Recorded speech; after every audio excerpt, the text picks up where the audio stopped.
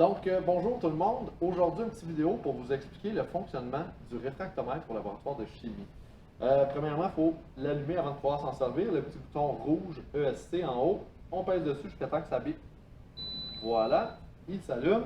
On s'installe sous la hotte pour poursuivre parce que souvent on va faire des indices de réfraction de solvant organique. Donc, pour faire notre indice de réfraction avant, c'est important de s'assurer que le prisme est propre. Donc, on met un petit peu d'acétone sur le prisme.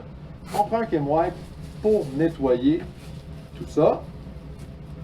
On laisse l'acétone s'évaporer et on laisse le Kim-Wipe peut-être une petite minute sous la hotte pour que l'acétone s'évapore avant de le mettre à la poubelle.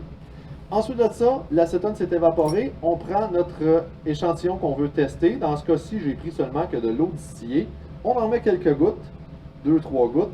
Si votre liquide est plutôt volatile, ça peut être une bonne idée d'en mettre quelques gouttes de plus pour éviter qu'il s'évapore avant que vous ayez pris votre indice de réfraction.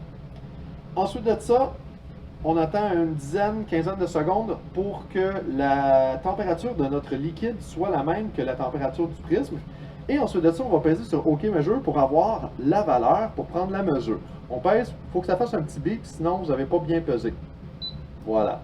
Et là, on va pouvoir regarder à l'écran qu'est-ce que ça donne. On va avoir quelques petits sons. Voilà. Donc là, on a la valeur qui est affichée, 1,3332. Le 2, même s'il est écrit plus petit, c'est important de le prendre en note. Ça fait partie de notre mesure.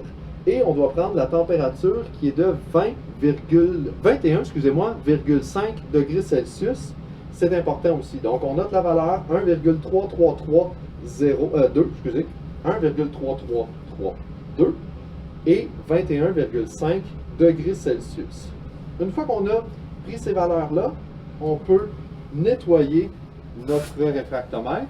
Donc, on reprend un Kim-Wipe, on essuie notre prisme, on met encore un petit peu d'acétone pour le nettoyer et on essuie avec un Kim-Wipe encore. Et maintenant, il serait prêt à un autre échantillon. Par contre, avant de pouvoir faire un autre échantillon, on doit repeser sur OK Measure.